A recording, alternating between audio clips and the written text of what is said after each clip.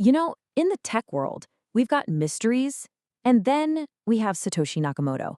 Today, we're going to dive deep into the enigma behind the creator of Bitcoin, a literal ghost in the machine who basically vanished right after changing the world. I mean, this is the question. It's been bugging journalists, cryptographers, even governments for well over a decade now. Are we talking about one person? Some kind of shadowy group? And where on earth are they? Okay, so to really get why this is such a big deal, you have to look at the money. It's estimated Satoshi controls around 1 million Bitcoin. That's a fortune worth billions of dollars today. And it has sat there completely untouched right from the very beginning. All right, let's dive into part one, the billion-dollar mystery. See, this isn't just about some inventor. This is about a ghost who built an empire and then just walked away, leaving behind one of the biggest fortunes on the entire planet. So who exactly are we talking about here? Well, Satoshi Nakamoto is the name that showed up on the original Bitcoin white paper back in 2008. This was the document that laid out the blueprint for a totally decentralized digital currency, one that's free from any bank or government control. Just think about that for a second. The inventor of a technology that has created a multi-trillion-dollar industry is a complete and total unknown. That's like not knowing who invented the internet. It's that big of a deal. So the person might be a ghost, but they didn't just vanish into thin air. No, they left behind a trail, like digital breadcrumbs, and we're going to follow them. And what's wild is just how quickly this all happened. We're talking less than 3 years total. October 2008, the white paper drops. By January 2009, the network is live. A few days later, boom, the first ever transaction is sent. And then, in April 2011, after one last email, they were gone, just gone. Okay, and this is maybe the craziest part of the whole puzzle. That massive fortune we were just talking about, it's never been touched. Not one single coin has been spent or sold or even moved. Can you imagine the shockwaves if it ever was? It's such a powerful statement, but what is it trying to say? You can imagine, right? That kind of silence just fuels endless speculation.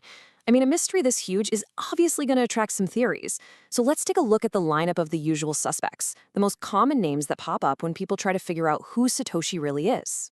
And honestly, the list of who it could be is pretty fascinating.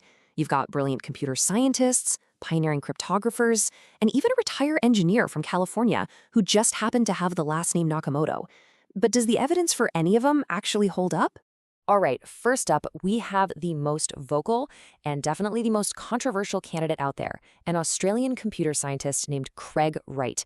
He is the only person on this list to publicly and repeatedly claim he's Satoshi, and he's been fighting in court for years to prove it. Well, that whole fight just came to a dramatic end. After a 5-week trial in London, a judge delivered a really decisive ruling. There just wasn't enough evidence. The court concluded point blank that Craig Wright is not Satoshi Nakamoto. So for most people, that's one suspect we can cross right off the list.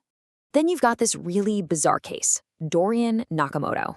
Back in 2014, a huge magazine ran a cover story basically outing this retired engineer as the mastermind. The reality? He had zero background in cryptography and flat out denied it. He said he'd only just heard about Bitcoin when the reporter called. And that, of course, brings us to Hal Finney, a legendary cryptographer, one of the earliest champions of digital cash. And Finney wasn't just some enthusiast, he was the person who received that very first Bitcoin transaction directly from Satoshi. Fun fact, he lived just a few blocks from Dorian Nakamoto, which made some people think he used his neighbor's name as a cover.